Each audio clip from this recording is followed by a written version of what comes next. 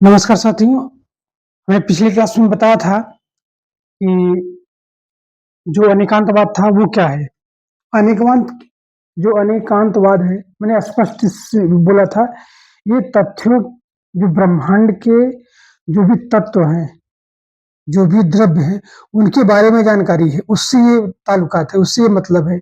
हमने क्या बताया था, कोई भी वस्तु हो दुनिया की, उसके बारे में उसके जो नित्य लक्षण है तथा उसके अनित्य लक्षण है, उन दोनों के बारे में अगर जान लिए हैं, उस वस्तु के बारे में, उस वस्तु के नित्य गुण क्या है, अनित्य गुण क्या है, उसके बारे में जान लेंगे तो ये कहा जाएगा स्वपर्याय, यानी उस वस्तु के बारे में आप जान गए हैं। मगर ठीक ठीक मतलब अच्छी तरीके से पूर्णतया अगर देखा जाए, पूर्णतया रूप में अगर उस वस्तु को आप नहीं जान पाएंगे जैन सिद्धांत के अनुसार। आप सिर्फ उस वस्तु के बारे में जाने हैं। अगर स्व पर्याय और पर पर्याय पता है, वो जो नित्य गुण है वो अनित्य गुण है, ये दोनों पता है, तो उस वस्तु के बारे में जाने हैं। उस वस्तु मतलब स्वपर्याय, उस वस्तु के बारे में आप जान पाए। पूर्णतः उस वस्तु के जानने का अगर होगा तो क्या किया जाएगा, उसके जो उस वस्तु के नित्य गुण है और जो अनित्य गुण है, उसके जो जो लक्षण है वो दूसरी वस्तु में अगर है, उनके बारे में आप जानेंगे तो तब आप पूर्णतः उस वस्तु के बारे में जानेंगे। तो दूसरी वस्तु के में जो वस्तु पहले वाले का है, स्वपर्याय वाले का वस्तु है, तो उसके बारे में आप जानेंगे तभी पूर्णतः आप जान पाएंगे। कैसे, आप देखें, मैं पहले एक एग्जांपल दिया था, जैसे आपने सब्जी बनाया, हमने आलू काटा, आलू साथ पूरे मसाला डाला, और जो प्याज है, लहसुन है, मिर्चा है, ये सब पूरा जान लें। तो आप क्या किए, एक सब्जी बना लिए, तो सब्जी में क्या क्या है, तो सब्जी में आपने क्या किया, उसके नित्य गुण और अनित्य गुण जान लिए, सब्जी के बारे में आप जान गए, जो जो पड़ा उसके बारे में। मगर ये भी आपको देखना पड़ेगा, अब ये इस उस सब्जी के बारे में आप जान लीजिए। अब सब्जी के बारे में पूर्णतः जानकारी लेना हो, तो ब्रह्मांड में जहां जहां मर्चा अर्जित करता है, पानी उसमें लगा है, मसाला पड़ा है, और जो अग्नि है उसके बारे में सब पूरा पूर्णतः जानेंगे, तो दूसरी वस्तु में वो कहाँ पाई जाती है, उसको बोलते हैं उसकी पर पर्याय है। तब तब आपको पूर्णतः जानकारी मिलेगा। ठीक है, ये था कहने का मतलब, यही है कि जैसे आपने उसमें पानी पड़ा है, तो पानी पानी का फीड ले लीजिए, पानी जो पर पर्याय है, पानी है, वो कहाँ कहाँ एडजस्ट करता है उसके बारे में जानकारी लेंगे, और इस तरह का करेंगे तब पूर्णतः में आपको जानकारी मिलेगा। तो अनेकांतवाद में यही है, उस कोई भी वस्तु को जानना हो तो पहले उस वस्तु के बारे में जानेंगे, तो वही वस्तु के बारे में जानेंगे जिससे आप कर लेंगे कि जिससे डॉक्टरी में होता है, आप स्पेशलिस्ट होते हैं, आँख के स्पेशलिस्ट होते हैं, नाक के होते हैं, हृदय के होते हैं, हड्डी के होते हैं, तो वो क्या है, अब आप एक के बारे में जाने हैं, तो एक के बारे में अब जान लिए हैं, तो उनका ये कहना है कि जब तक जैसे ये शरीर है, आप सिर्फ अगर देखा जाए दिमाग के बारे में जो न्यूरोलॉजिस्ट होते हैं, तो उनके बारे में ही जानकारी लेंगे, तो सिर्फ न्यूरोलॉजिस्ट दिमाग के ही बारे में आप जाने हैं, तो आप पूर्णतः नहीं जाने हैं। उनका ये कहने का है कि न्यूरोलॉजिस्ट जो दिमाग में क्या क्या चीज है, क्या क्या चीज जिससे बना है, वो दूसरी वस्तु में कहाँ है, उसके बारे में भी आप जानेंगे, तब उसको बोलते हैं पर पर्याय, तब आप पूर्णतः जान पाएंगे। ठीक है, तो एक वस्तु के बारे के नित्य गुण अनित्य गुण जान लिए हैं, इससे ये नहीं होगा कि आप पूर्णतः ब्रह्मांड में हर चीज जानेंगे, ऐसा नहीं होगा। उसके जो पर पर्याय है उसके बारे में भी जाने, माने पर वस्तु में कहाँ है वो, उनके गुणों को जान लेंगे, उनके नित्य गुण अनित्य गुण के जो भी हैं उनको जानेंगे, तब आपको पता चलेगा। ठीक है, ये कहा जा सकता है। इसमें होगा क्या, इससे ये तात्पर्य, जैसे हम लोग बचपन में देखते हैं, बचपन में एक खेल खेलते थे, जो एक ईटा इधर रखे, एक ईटा इधर रखे, एक ईटा इधर, ऐसे ऐसे करके ऐसे गोला बनाते थे हम लोग, ध्यान है, ऐसे करके ऐसे, ये इस तरह ना हम लोग ऐसे ईटा रखते थे। अगर देखा जाए ऐसे से एक ईटा गिराएंगे तो पूरा ईटा गिर जाता था, एक धकेलेंगे तो ऐसे रखते थे ना, एक ईटा एक से गिरा, वो उस पे गिरा, उस पे गिरा, इस तरह सब ईटा गिर जाते हैं। तो ये जो अनेकांतवाद है वो वही नियम है। आप एक के बारे में जानेंगे तो संसार में जितनी ब्रह्मांड जितनी वस्तुएं हैं आप सबके बारे में जान ही जाएंगे। ये सिस्टम है, ये अनेकांतवाद इसका उदाहरण है। एक ईटा गिरेगा सब ईटा गिरेगा। एक वस्तु जानेंगे ब्रह्मांड पूरी वस्तु जान लेंगे तब उस पूर्णतः में आप जान पाएंगे। तो ये अनेकांतवाद ये है। अब हम लोग देखते हैं साध्यवाद क्या है। ठीक है, अब साध्यवाद में क्या है, साध्यवाद में पहले हम लोग देखेंगे तो साध्यवाद में ये ज्ञान से संबंधित है। जो हमने हाथी देखा था तो इसका ये कहने का है तात्पर्य है कि जो छह छह लोग थे साध्यवाद में, 6 लोग थे जो हाथी को आकलन कर रहे थे हाथी कैसा होता है। तो उनका ये कहने का है, उनका तो अपना अपना तर्क था कि ये रस्सी जैसे है, सूंड जैसे, मतलब वो अजगर जैसे है, दीवाल जैसे है, खम्मा जैसे है, सूट जैसे है, अजगर जैसे, ये उनका अलग अलग प्लान, मतलब अलग अलग जो उन्होंने अपने वाक्य दिए, मतलब उन्होंने बताया कि ऐसे से हो सकता है। ठीक है, तो इसमें उनका ये कहने का है सयादवाद में, सयादवाद में जैन धर्म में ये बताया गया है कि उनका आकलन इस तरह का था। मगर पहले अवसादवाद में 2-3 चीज आते हैं कि मतलब उसमें देखा जाए ज्ञान क्या चीज, पहले 2-3 बातें इसमें आती है सयादवाद में कि ज्ञान क्या चीज है। तो ज्ञान के बारे में बताया गया है। तो किस तरह आप जानकारी लेंगे, आपको किस ज्ञान, मतलब ज्ञान को ज्ञान कहेंगे, जिसे लोग बोले तो आप ज्ञान मान लेंगे कि नहीं मान लेंगे। तो जैन धर्म में क्या बताया, कैसे आप मानेंगे। तो पहले हम लोग देखते हैं कि साधवाद में सबसे पहले आप देखेंगे कि उन लोगों में साधव है क्या चीज, साधवाद क्या मतलब बताना चाहता है, ये लोग कहाँ गलती कर रहे हैं। तो अगर जैन धर्म के हिसाब से देखा जाए तो हाथों किस तरह वो एक्सप्लेन करेगा उसको ये बताया गया है साधवाद में। तो आप इसमें देखेंगे कि जैसे उन्होंने कहा कि हाथी जो पैर जैसा, मतलब खम्मा जैसे है। अब साधवाद वाले होते हैं तो उसमें 3 वाक्य देते हैं। 3 वाक्य लोग क्या देते हैं कि हम जो हाथी है उसको किस तरह बोल सकते थे। तो इसमें एक स्टैंजा इन लोगों में है, सतएव सतएव सत स्याद स्याद सच।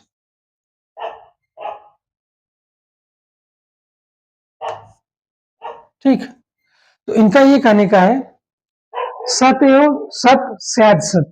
तो हम तो इस तरह जो 3 प्रकार से ये बोला जा सकता है। क्या क्या बोल सकते हैं इसे, सत सत मतलब सत्य ही है, सत हाँ सच है, सात सत मतलब सापेक्ष में हो सकता है। तो ये उनका ये कहने का है, ये 3 प्रकार से लोग बोल सकते हैं, 3 प्रकार से बोल सकते हैं। उनका कहने का है 3 प्रकार, 1 2 3 प्रकार से बोला जा सकता है। मगर सबसे सच कहाँ होगा, ये वाक्य। जैन लोग क्या बोलते हैं कि हम ऐसे उनको बोलना हो तो हम क्या बोलेंगे, सात सत। ये सबसे उचित वाक्यांश रहेगा। अगर हाथी के बारे में अगर आकलन जैन धर्म को कहा जाए, क्या कहेंगे आपने, तो ये बोलेंगे सापेक्ष में, यस शायद, मतलब शायद के रूप में नहीं है जो शायद सच है, वो सापेक्ष रूप में हमको भाई मेरे हिसाब से, मेरे अनुभव में ये कहा जा सकता है, मेरे अनुभव में हाथी खम्मा जैसा हो सकता है, या मेरे हिसाब से जो हाथी है वो रस्सी जैसा हो सकता है, मेरे हिसाब से हाथी सूप जैसा हो सकता है, मेरे हिसाब से हाथी एक अजगर जैसा हो सकता है। इस तरह कहेंगे सबसे अच्छा वाक्यांश है। अच्छा, प्रॉब्लम क्या आया, वो लोग मतलब इस तरह क्यों बोले, तो ये इनको जैन धर्म का कहना है कि ये लोग 3 तरीके से बोला जा सकता है। कोई बोल सकता है सत्य सत्य ही है, हाथी खम्मा ही जैसे है, एक वाक्यांश। उनका कहना है कि ऐसे ही बोल सकते हैं लोग। तो सत एव मतलब हाथी खम्मा ही जैसा है, और सत हाँ, हाथी खम्मा जैसे है, खम्मा है, हाथी खम्मा है, सत मतलब सच, हाथी खम्मा है। 3 तरह से बोला जा सकता है। जैन धर्म क्या बोलेंगे वो बता रहे हैं कि 3 तरह से इसको लोग बता सकते हैं। कैसे, तो सच कौन रहेगा तीनों लोग में अगर ऐसा बोलते हैं। इनका कहने का मतलब ये है सत एव हाथी खम्मा ही है, हाथी खम्मा है, हाथी खम्मा जैसा हमको प्रतीत होता है। मैं मानता हूं, या मैं मानता हूं कि हाथी खम्मा जैसा है, ये वाक्यांश अच्छा रहेगा। ठीक है, तो मैं या मेरे हिसाब से, मेरे अनुभव में खम्मा जैसा है, इससे कहेंगे तो चल जाएगा काम। और कुछ लोग ये नहीं, खम्मा ही जैसे है तो ये नहीं चलेगा, मतलब जैन धर्म में ये कहा गया है। तो अच्छा, इनका और क्या कहने का है कि ऐसा क्यों बोले। अगर कहा जाए शायद सत्य, मतलब कि मेरे हिसाब से ऐसा क्यों बोलते हैं, कंफर्म होकर क्यों नहीं बोलते हैं जैन लोग। तो उसमें ये के जो तर्क दिया गया है, तर्क देने का तात्पर्य है कि हर आदमी जो सापेक्ष में, जैसे अभी आप देख लीजिए, मतलब मैं जो बोल रहा हूँ आप समझ पा रहे हैं नहीं? मेरा ये कहने का है कि ये क्यों बोले कि आप ऐसे ही बोलो, मेरे अनुमान में हाथी खम्मा जैसा है।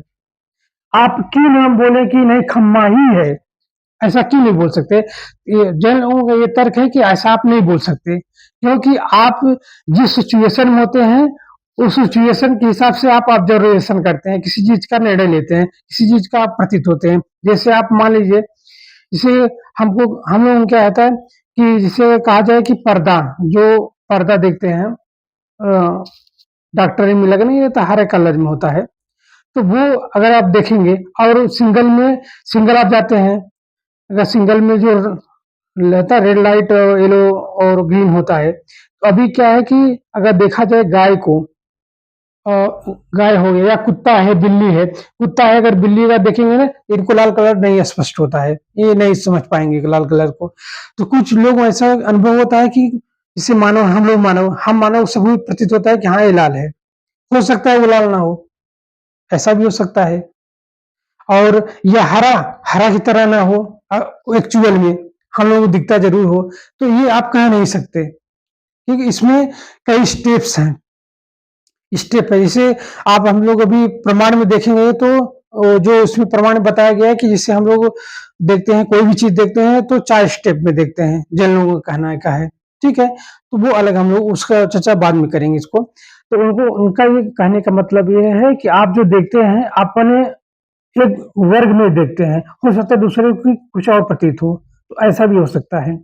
तो अच्छा, चीजें आप मान लीजिए, जो सच्चाई है, आप देखेंगे, महर्षि वाल्मीकि का एक आप देखेंगे श्लोक, उसमें बताया गया है, उदयाचल है समासाद्य सूर्यो रश्मिमान इव प्राची दिशम अनुव्रत अनुव्रज प्रसार अरुणोदय।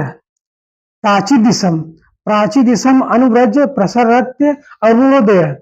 उसमें क्या बताया गया है कि सूर्य प्राची दिशम, पूर्व दिशा से, अनुव्रज मतलब साथ साथ चलते हैं, प्रसार होते हुए अरुणोदय, और सूर्य का उदय होता है। तो उसमें क्या कहा गया है, प्राची दिशम, सूर्य पूर्व से निकलता है। ये वाक्यांश है इसमें, उदयाचलम समासाद्य सूर्य रश्मिमान इव प्राची दिशम अनुव्रज प्रसरत अरुणोदय। प्राची दिशा में क्या हो गया, पूर्व दिशा से, सूर्य पूर्व दिशा होता है। आप ऐसा नहीं कह सकते कि पूर्व दिशा निकलता है, क्या पूर्व दिशा निकलता है सूर्य, तो सब जानते हैं। तो इनका ये कहने का जैन धर्म में कि सापेक्ष रूप में जो गति है, सूर्य पृथ्वी की गति के सापेक्ष, सूर्य जो है पूरब से निकलता है, पश्चिम में अस्त होता है, तो सापेक्ष में आप अगर खड़े हैं, आप हैं तो सापेक्ष में है, किसी के सापेक्ष आप स्थिर हैं, आप ये बोल सकते हैं, ठीक है। ऐसा अभी आप बोलते हैं ठंडी में चले जाइए, ठंडी में अगर गए, ठंडी है तो गर्म पानी क्यों लगता है भोर में, तो उसमें क्या है कि मौसम जो परिवर्तित होता है, ऊपर ज्यादा परिवर्तित होता है, नीचे ऊपर की अपेक्षा कम, तो सापेक्ष में ऊपर की अपेक्षा वो गर्म प्रतीत होता है। अभी ठंडी चला आएगा, ठंडी में क्या होता है कि जो ऊपर का वातावरण जितना चेंज होता है, सापेक्ष में जो नीचे होता है उसका कम चेंज होता है, तो गर्मी में पानी ठंडा लगता है, होता है कि नहीं होता है। दो, अच्छा, तीसरा चीज आप देखेंगे, इससे आप मान लीजिए कि उनका एक और वाक्यांश है कि जिससे कोई व्यक्ति है, वो एक भट्टी में हाथ रखा है, एक हाथ अपना जो है बर्फ में रखा है, ठीक है। आप क्या करेंगे, पानी में दोनों डालेंगे, तो भट्टी वाले को ठंडा लगेगा, बर्फ वाले को गर्म लगेगा। तो क्या पानी गर्म है, पानी गर्म नहीं है। क्या पानी ठंडा है, पानी ठंडा नहीं है। तो वो तो नॉर्मल है। तो दोनों के प्रति अलग अलग हुआ कि नहीं। आप अगर इससे बर्फनाश में सबसे ज्यादा ठंडा लगता है, वहां से एक व्यक्ति उठा लीजिए, लीजिए सबसे गर्म है वहां, उन लोगों को प्रयागराज में नहाने ले आइए, मान लीजिए, तो जो अलर्जिया वाला होगा या मौसम सुहाना उसको लगेगा, जो बरखुनाश वाला होगा यार बहुत गर्मी लग रहा है। तो आप अनुभव अलग अलग किए कि नहीं कर रहे, तो यही चीज मतलब बताया गया है कि आप देखिए आपके सापेक्ष में कैसा लग रहा है वो चीज, तो हाथी आपके सापेक्ष में किस तरह लग रहा है, तो ये इस तरह बोलना जा सकता है। आप ऐसा नहीं बोल सकते कि नहीं नहीं यही चीज है। आपको लगता है तो आप बताइए कि हाँ हमारे सापेक्ष ऐसा, मेरे अनुभव में ऐसा है। आप कंफर्म मत करिए, मतलब एकदम एक्चुअल आप नहीं कह सकते। अभी सूर्य क्या पूरब से उगता है, तो उसमें प्राची दिशम बता, इसमें स्पष्ट हुआ कि नहीं है। अनुव्रज प्रसन्न वो दया, ये क्लियर हुआ। अच्छा, दूसरी बात ये है, ये हो गया। अच्छा, अभी ये और देखेंगे उदाहरण, जिससे अभी देखेंगे एक हम श्लोक में देखते हैं, रघुवंश महाकाव्य में था, उसमें, हाँ उसमें था कि स्थित स्थितां भूचलन निषेधुषी मासन बंद धीर जलाभिलाषी जलमादया नाम छायेम ताम भूपतिर अनुगच्छत। उसमें बताया गया गाय के स्थितम बैठने पे बैठते हैं और चलने पे चलते हैं, प्यास लगने पे खुद पानी पीते हैं, पिलाते भी हैं।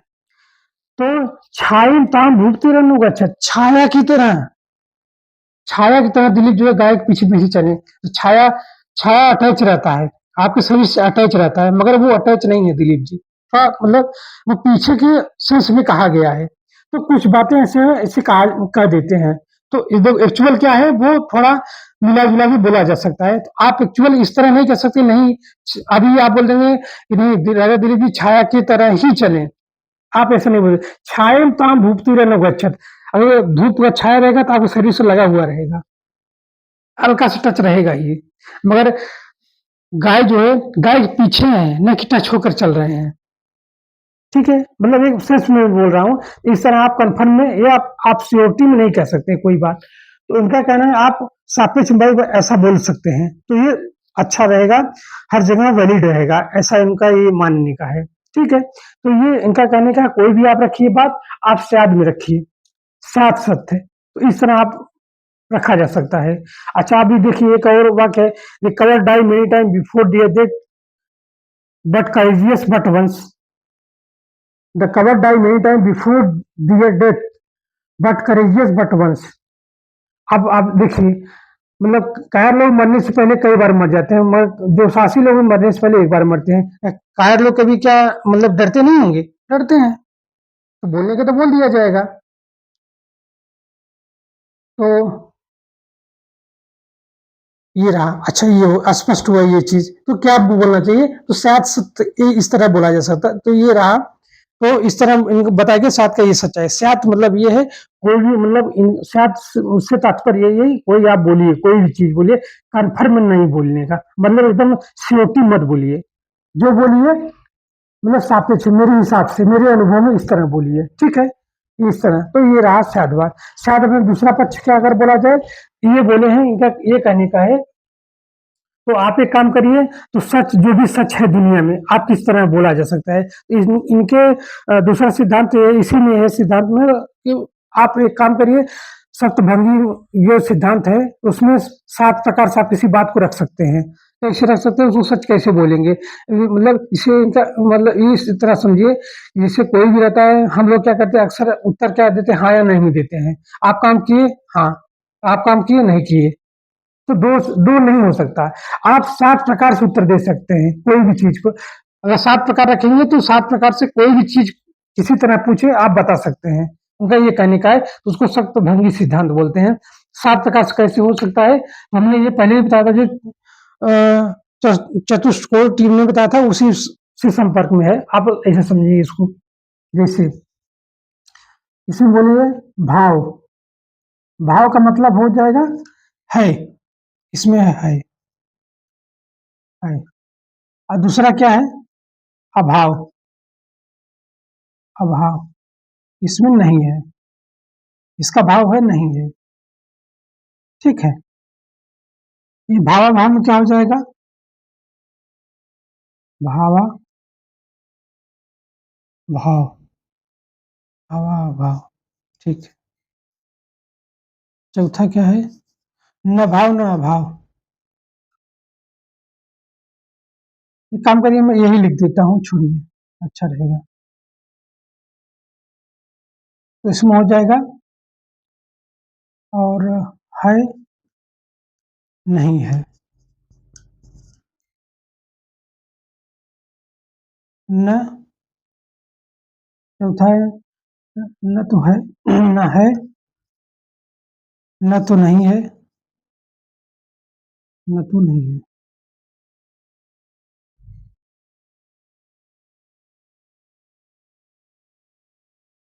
पांचवा, पांचवा कहते हैं है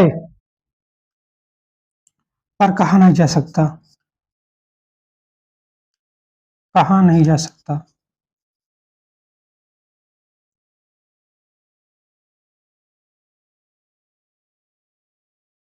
छठवां नहीं है, नहीं है पर वही आ जाएगा यही चीज। ठीक है। सातवां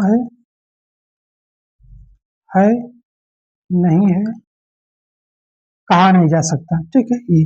तो आप 7 प्रकार से उत्तर दे सकते हैं। कैसे इसको जीवन में कैसे फॉलो करते हैं? तो देखिए इसमें होता क्या है, इसे आपने बोला कि गाड़ी है आपके पास, बोलेंगे हाँ।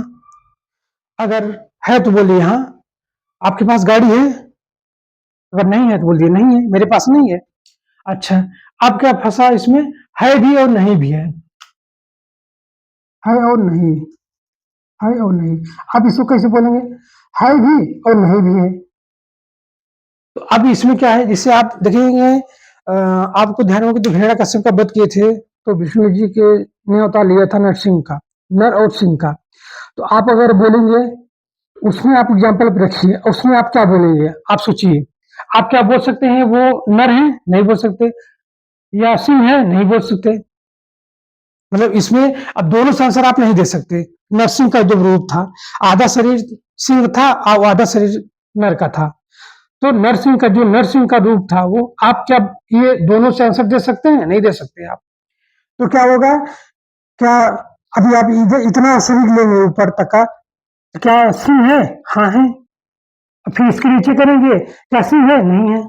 अब नहीं बोल सकते भाई, वो इतना शरीर तो नर का था, इतना शरीर सिंह का था। तो क्या, तो अब दोनों से आंसर नहीं निकलेगा। तो इतना अगर बात करेंगे, क्या सिंह है? हाँ है। अब इतने नीचे करेंगे, बात करिए, क्या सिंह है? नहीं है। अब जो नीचे का वो करिए, नर है? हाँ नर है। इतने के ऊपर बात करेंगे, क्या नर है? नहीं है। तो आप इससे आंसर नहीं निकाल सकते। अब इससे निकलेगा, क्या नर है? हाँ नर है। क्या नर, अभी नीचे का देखिए, सिंह है? हाँ सिंह है। क्या सिंह है? नहीं है। इससे निकल गया कि नहीं निकल गया? तो इस तरह जैसे अच्छा, जो मतलब दोनों अच्छे होते हैं, स्त्री पुरुष का दोनों होते हैं, क्या वो नर है? तो जितना होगा तो आप बोलेंगे हाँ है। और नीचे करेंगे जो नहीं है तो बोलेंगे नहीं है। तो इससे आंसर निकला कि नहीं निकला गया? अब नर्सिंग को अगर देखेंगे एग्जाम्पल में, इससे तीसरे से आंसर निकलेगा।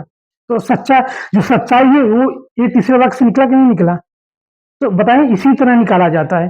अच्छा, चौथे में आप देखेंगे, चौथे में आप कल्पना करिए, जैसे मान लीजिए भगवान जब गणेश जी थे और वो शंकर जी थे, मान लीजिए दो तीन मत आता है कि उनका सिर, मतलब जब गुस्सा हुए, नहीं जाने दिए शंकर जी को, तो त्रिशूल से अपने उनका सिर काट दिए गणेश जी का। तो कहते हैं सिर कहाँ गया पता ही नहीं चला। कुछ लोग बोलते नहीं पता चला था, मतलब कहीं मतलब था, वो जल्दी के मारा जल्दी हो जाएगा, तो इसके लिए जो है वो गणेश जी वो जो हाथी का ही सिर लगा दिए। मतलब ऐसा कहा जाता है। मतलब एक दो मत है इसमें, बोलते सिर मिला ही नहीं, तीनों लोगों ने कहा था। अरे वो बोलते नहीं था, मगर वो सिंह का ही लगा दिए, मतलब वो सिंह का बोले सॉरी, हाथी का लगा दिए। तो आप देखिए ये चौथे वाक्य में कैसे करेंगे। मान लीजिए एक जो बोलता है सिर मिला ही नहीं तीन लोगों में, तो इसका आंसर कैसे देंगे आप? तो उनका ये कहने का है, तो न तो पृथ्वी लोक, न तो आकाश में है, न तो पृथ्वी लोक में, न तो पृथ्वी लोक में है, और न ही पाताल लोक में सिर है। इस तरह कह सकते हैं, नहीं कह सकते? न आकाश में है, उनका सिर न आकाश में है, न तो पृथ्वी लोक में है, न ही न ही पाताल लोक में था। तो इस तरह आप, तो अब इसको कैसे बोलेंगे? इसको, इसका आंसर इस तरह दिया जा सकता है, न आकाश में है, न तो पृथ्वी लोक में है, न ही न ही न ही पाताल लोक में है। तो इस तरह इसका आंसर इस तरह दिया जा सकता है। अच्छा, दूसरी बात, आप पांचों कैसे देंगे? कुछ जो इनका जब मानते नहीं सिर था कहीं, तो बोलेंगे नहीं है सिर, पर कहाँ है ये नहीं मतलब पता है, वो नहीं बता सकते। होता तो क्लियर हो जाता है। अब कहीं कहीं तो होगा ही, वो तो बोलेंगे भाई सिर कटे हैं, मतलब सिर उनका है, तो कहीं कहीं तो होगा ही, तीनों लोक में है, पर कहा नहीं जा सकता कहाँ है। और जो जो लोग बोलते हैं कि नहीं मिला ही नहीं, कहाँ है, नहीं है। अब क्या हुआ नहीं पता है, पर कहा नहीं जा सकता कहाँ है। अच्छा, फिर अगर तीसरे लोग मत है, पर कहाँ है, या मतलब है या नहीं है, कहा नहीं जा सकता। तो ये 7 प्रकार से आप उत्तर दे सकते हैं। इसको बोलते हैं सप्तसंग भंगी सिद्धांत। ठीक है।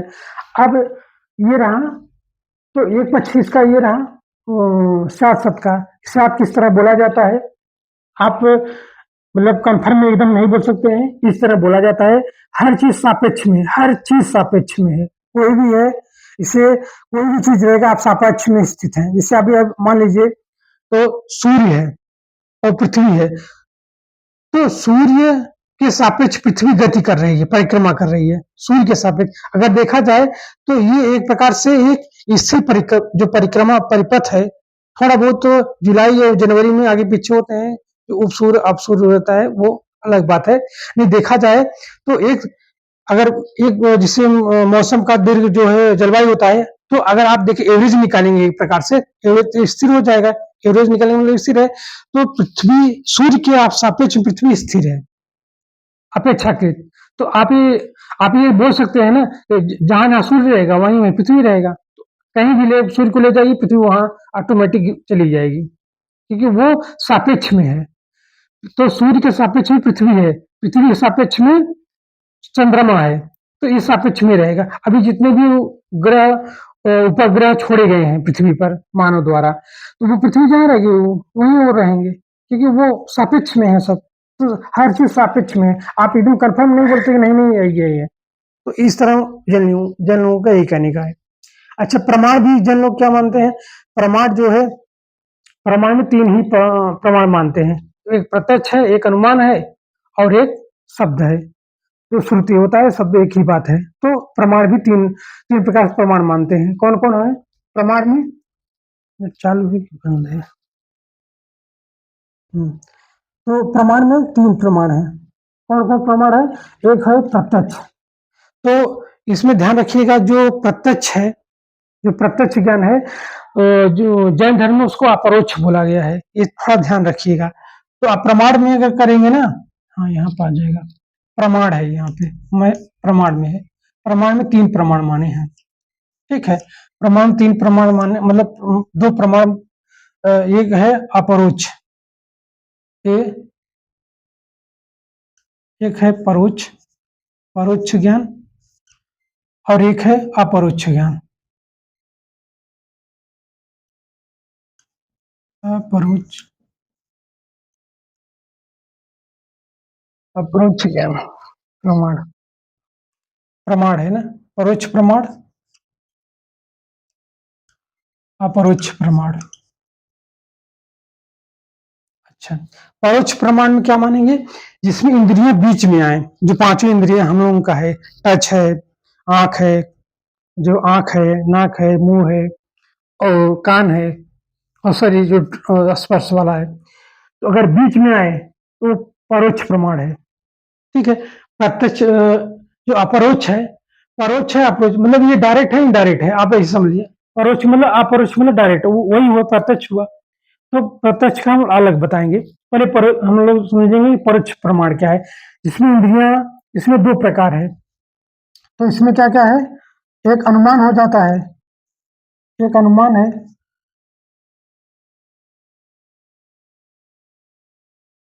अनुमान है, और दूसरा क्या था, शब्द है। ठीक है।